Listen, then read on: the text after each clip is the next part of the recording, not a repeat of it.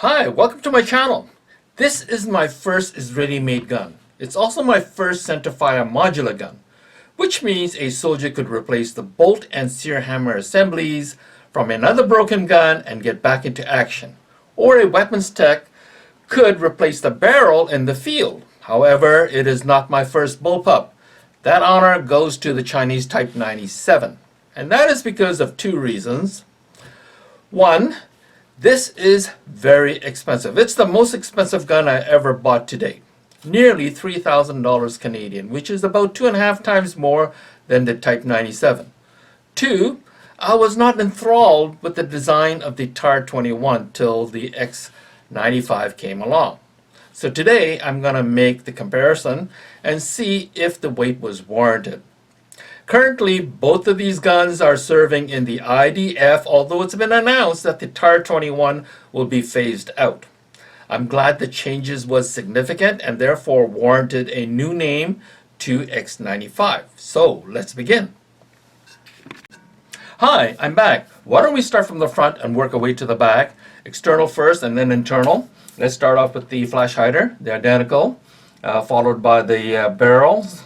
And they are the same diameter, except the Tar-21 has a notch for the wrench and the X95 do not. Now, I can't say much about the rest of the barrel, whether they're similar or different. It's simply because this gun was borrowed, so therefore I'm not going to remove the barrel from the receiver.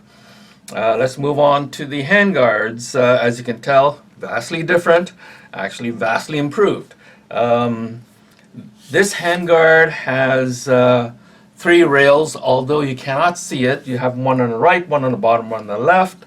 Simply, they have covers on them. You just press the waffle button and slide it forward, and there you go. There you have your rails on the right side, and the other two spots are the same thing. That's super nice. Now with the Tar-21, you have to attach a bottom rail if you want to, or replace this with another rail, but that costs extra money. Otherwise, it only has one rail, and that's on the right side other than the top rail. Now, speaking about the top rail, this is 14.75 inches long compared to 14.5, but this is far superior. Why? Because the front half is a lot beefier. It's about 1 inch thick.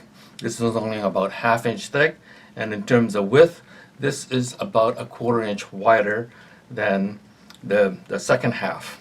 So yes, the top rail is much better on the X95 in comparison to the Tar-21. Okay, next let's move on to the grip. Now, X95 grip is removable. So therefore, if you don't like this cutless trigger guard, you can always put the traditional trigger guard in. Unfortunately for the Tar-21, it's part of the outer receiver and you can't do much about that. So yeah, you're kind of a SOL on that if you don't like it. This one, of course, if you want a different grip that has more of an angle, you can easily swap that out. Let's see, the selectors are identical, the trigger is identical.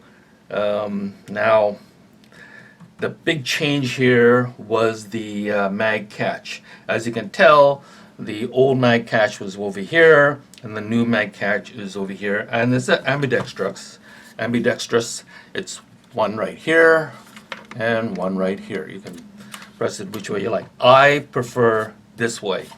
I know some people who does competition find this is convenient, that they could just move their grip hand backwards and release the magazine. But I find in the true world, in battle, I can see where you can accidentally hit that and your magazine will fall out at the wrong time. So, so that, yes, this is definitely a big improvement. Okay, moving a little further, let's talk about the swivels. The X95 has 3 swivel QDs here. There's no QDs here. This is a different for swivel, and you have to put some sort of attachment over here for a swivel. So again, that's not as good. And on the left side, your front swivel will be here, and of course the back swivel will be there. And in the case of X95, there's your 2 QD swivel right here. And as I mentioned before, this is not a QD hole, so it will not fit into that. Okay, as you can tell, charging handles. X95 charging handle is a lot closer to the grip. I like it. Whereas the Tar-21 is way out in the front, a little more inconvenient to reach over. But I don't actually like either of the charging handles, because if this was on a sling over your shoulder, you're going to have this jabbing your back. Now, I don't know why they couldn't do what FN FAL did back in the 50s. This is FN FAL C1, and here the charging handle flips open like this.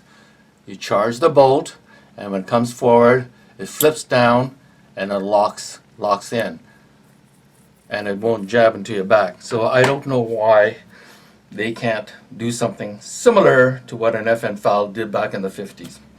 Okay, moving towards the back. Yeah, this is one thing that stopped me from buying the Tar-21 in the first place. I find the zigzag too busy, and I wasn't particularly crazy about having the BHO sticking out like this. I can see where you could accidentally hit that unintentionally. Yeah, I like this a lot cleaner, where this BHO is flush, and I like the straightness. Towards the butt, yeah, this is a little bit too large. No idea why it should be that way, but yeah, this is more perfect to my liking. Now, both of them have the pop-up sights that's built into the rails. The front and the rear are identical. The length of pull on the Tar-21 is 16 inches, and on the X95 is 15 inches. It's 1 inch shorter. Now, let's go into the bolt and the hammer sear assembly.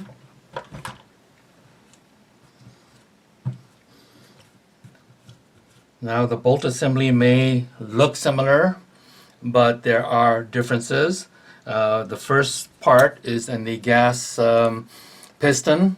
There's a slit. Okay, you can actually see the bolt spring moving back and forth. And in the case of the X95, there is no slit, and this does not easily move. And I think that's a good thing, because my friend did not clean his piston. I can see a lot of carbon buildup there, and with that slit open like that, I can actually even see the spring has a lot of carbon built up. So that's not a good thing to have that there. So I think it's definitely a good idea not to have that slit. That's a great improvement. Secondly, there's noticeable difference in the carrier in the back. The Tar-21 has these 2 tabs, and in the case of the X95, it looks like it's been cut off. Now, let's talk about the hammer sear assembly. It's quite different. It's actually, the Tar-21 is quite complicated because it has a safety sear right here, and the X95, it does not. So it's very simplified.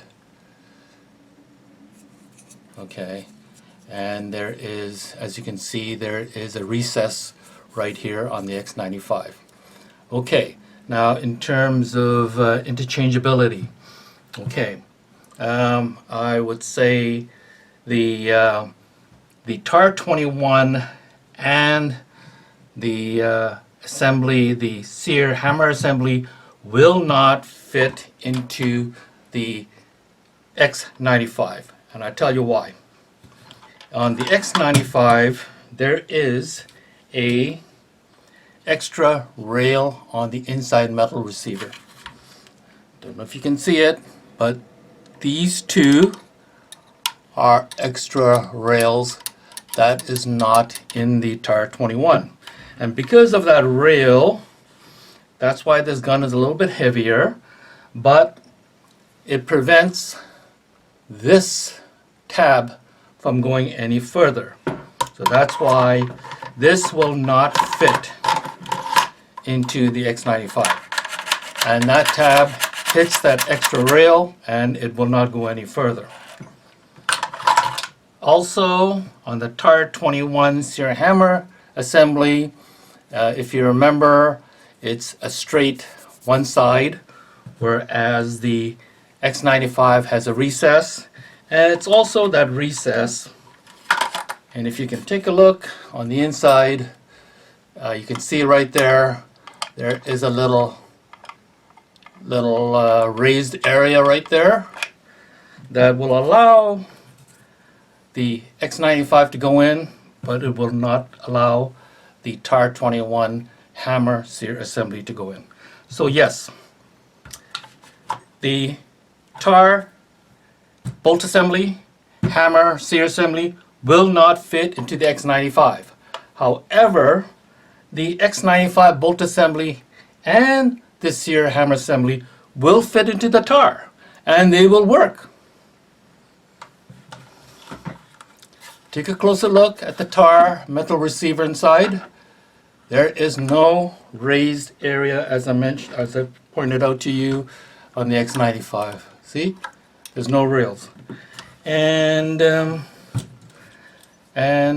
beside, the X95 doesn't have the rail anyway, so it won't make any difference, and it easily just slides in.